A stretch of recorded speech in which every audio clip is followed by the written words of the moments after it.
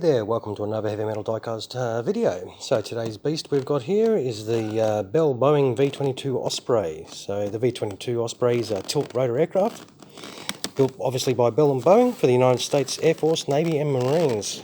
You can see it's got some details in the box there. Yeah, obviously the aircraft is in there. So what we'll do is we'll see if we can get this bad boy out. What do you reckon? So it was introduced in 2007, still remains in service at all three branches. I'll mind a bit of a squeaky noise. We'll try and get this beast out. Japan has also ordered some of these for their military branches, so I'm sure they'll be excited to get theirs. These have been built from 1988 and is still in production with around 400 in all variants made so far. So as you can see, it's got some instructions here, which obviously outline how to assemble the aircraft or unpack it. So it's seen combat duties in Iraq, Afghanistan, Libya and Kuwait in transport and medevac roles. It's also used in carrier run operations as well. So what we'll do is we'll try and get this out. The important bit is for you to see what this bad boy looks like. I've always liked these aircraft because they're quite a unique aircraft. Obviously the stand is, that's an all metal stand, so this is WLTK as I said, so it's the standard stand that they sort of have. So we'll just try and get this aircraft out without any damage. It's got a nice foam tissue paper here and a nice foam box.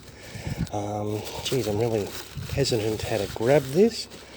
So if I do break it on camera, that'll be a big dope moment. So just move this box away and reveal this. So as you can see, it's in its packed away configuration, I suppose, when on board an aircraft carrier. So this is obviously a Marines marking one. So we'll endeavour to, I'd assume it's just a simple case of rotating this into position and then releasing the blades into their appropriate configuration, like so, and there you have it. They do rotate a little bit, though there is some resistance to that rotation, but overall I think it's quite a decent sized unit. Obviously being in a transport role, it would need to be. But I think the overall, I mean, it's not overly heavy. I've actually felt smaller aircraft heavier, but this is meant to be all die cast. We'll just see if we can get some good details.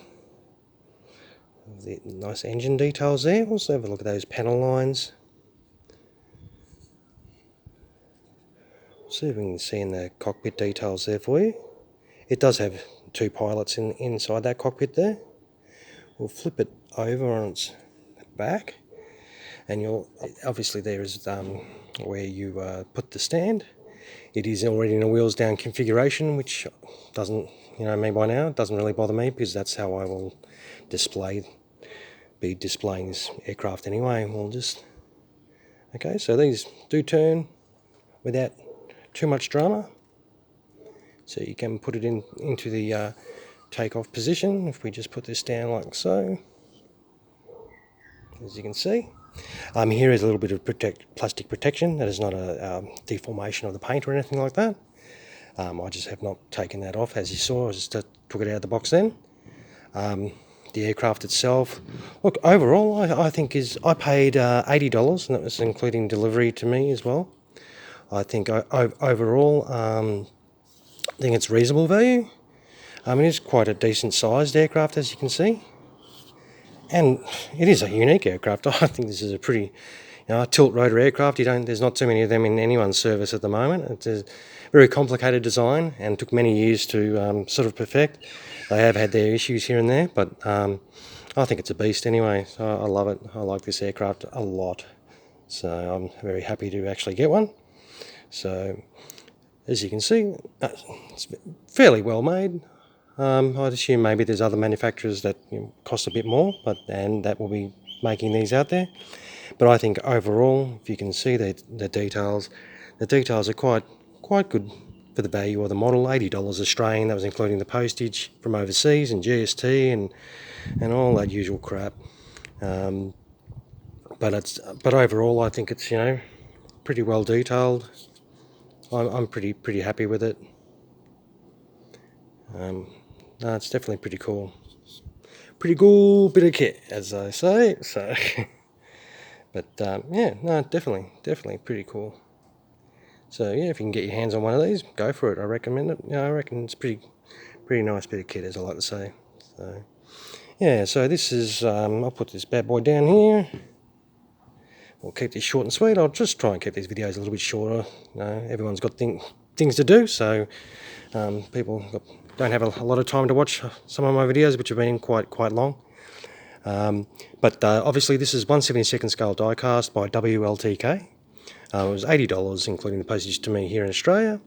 I'll endeavour to chuck up some photos without my sausage fingers in the way, so you can get a bit of a more detailed look.